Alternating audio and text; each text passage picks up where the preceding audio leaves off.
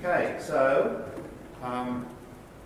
for a producer, Catherine talked about this a little bit, and it comes back to this idea that it's a tough game. There's lots of complexity, there's lots of variability, things are changing all the time, and when you've got complex systems which have multiple enterprises, multiple activities, you've got bits and pieces going all the time, you've got balls in the air, all sorts of things, and they're hard decisions. So all that just reinforces the fact that complex systems mean that decision making becomes harder. And if you actually make investment decisions, then because of the different natures of the production systems, the different natures of the marketing systems, the different time periods, all of that stuff, then there's a whole different pattern of benefits and costs that you have to deal with when you're making, when you're asking yourself, okay, should I be doing this? Should I be buying this new ball? Should I be investing in this new breed?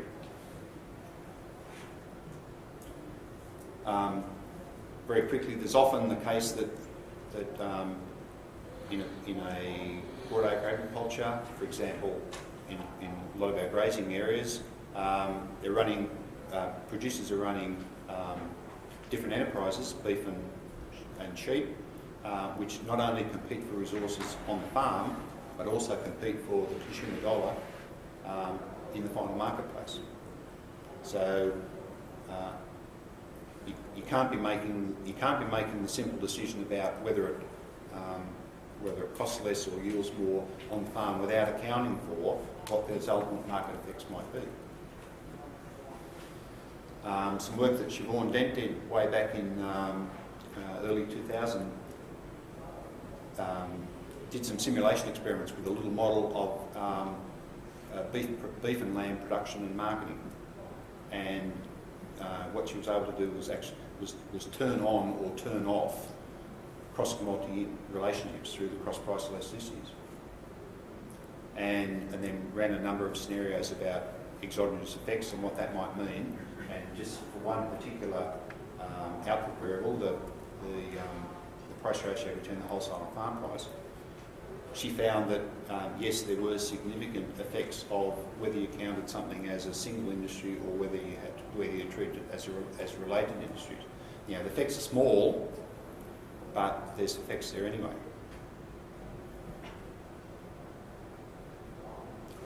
So what this means to me is that when you've got complex systems, you can't just be throwing new stuff that comes out of the science pipeline down to producers and saying, you know, have we got something for you? This will make you a lot of money, because there's all the other stuff that goes around, as Catherine and others talked about all of those,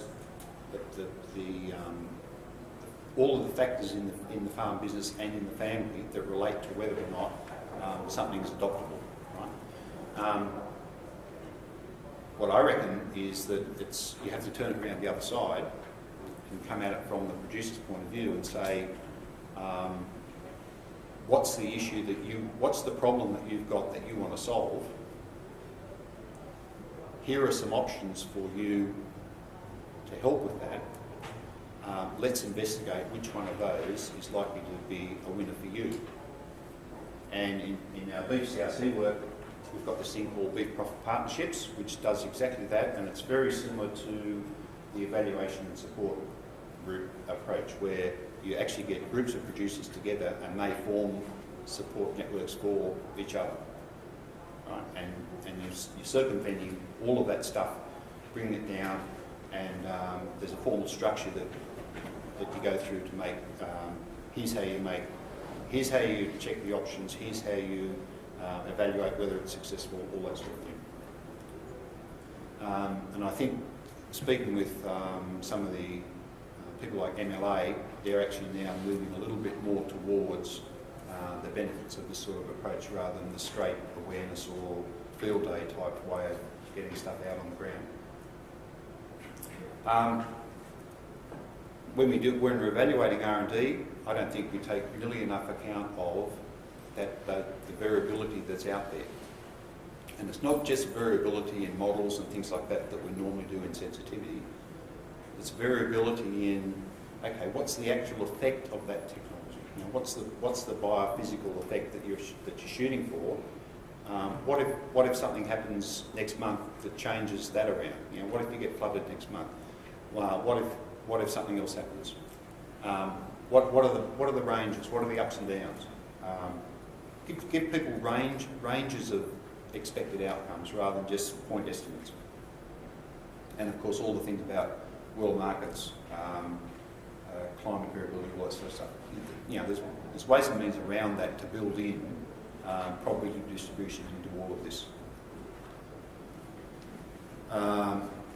Okay, we know that cross-commodity stuff's important. We think Siobhan's work says that it's sometimes small. Dave Pannell's flat Earth economics stuff says that sometimes you know, ultimate effects on profit are small. Is it worthwhile investing a lot of money in bigger models, better models, more complicated models? Okay? A lot of people still say, oh, we really do need to go back to the old A-B, big model stuff and, you know, work everything out properly and count for everything. Or do we just try and do the simple things better? And some work I've been doing with John Freeband is turning it around back to front and saying, instead of trying to model actually what the expected benefit would be, turn it back to front and say, what would the expected benefit have to be to meet some criteria about return on investment, and is it likely or not that we'll ever get there? Okay, so this is some work in particular in evaluating promotion campaigns, for example, where it's very hard to actually measure the dollar benefits from those things. But you know that if they're going to pay off, they've got to have a certain level of it, and given all the data that we've got about elasticities of promotion expenditure, a lot of that stuff, it's highly unlikely that you'd ever get near the effect that you'd need to make it pay. So using those sorts of break-even analysis is often a way of reducing a very complex thing down to something that's a bit more simple. Thanks, Bill. Okay, thank you.